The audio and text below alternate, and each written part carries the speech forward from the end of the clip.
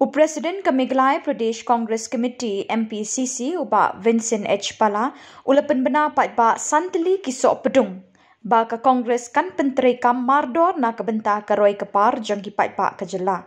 Kini ki Sohpdung kilong ban pynkup bat aibor ki longkmie khamtam ki bala no ya nongkamai iing hasem da ka ba kyrshan lai hajar tyngka iing man bnai kaban kynjoh syaka lai pun reu hajar tyngka shisnem.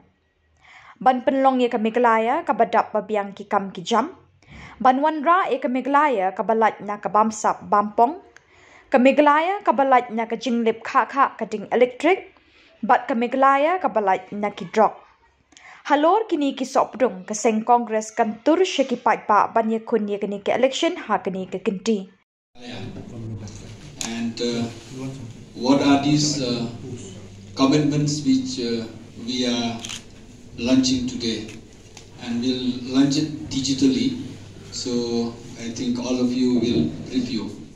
These are the main 5 stars which we are playing. Number 1 is since Meghalaya is matrilineal society, so we consider as women as the top priority.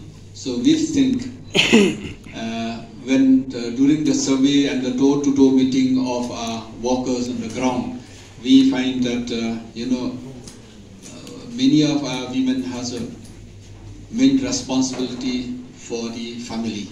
So we have almost 60% of population are youth, and these youths are in a big challenge now. When we go door to door, we find that many of the parents used to cry when we visit them. When we say that what they want, they said, no, my son is in jail, or my son is giving a problem to us. Why? Because of the drugs. Meghalaya is now the biggest problem in India, next to Punjab last time. So, but Meghalaya is increasing day to day in terms of drugs. Drugs in the sense that drugs abuse, including alcoholic and others. We don't have enough rehabilitation center, but we keep on pumping alcohol, we keep on pumping retail outlet, we keep on pumping more and more wine store, and also the Meghalaya is almost a center for drugs coming from Bangladesh, drugs coming from different parts of our border in India.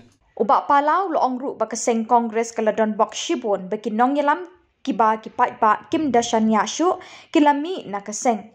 Minta ka Congress kalalong ka iing ka bakhoj basuba bat ka badap de ki nong yalam bathamai ban wanrah ka senshar khadar da ka jing shakri ya ki paidbah ka Jylla.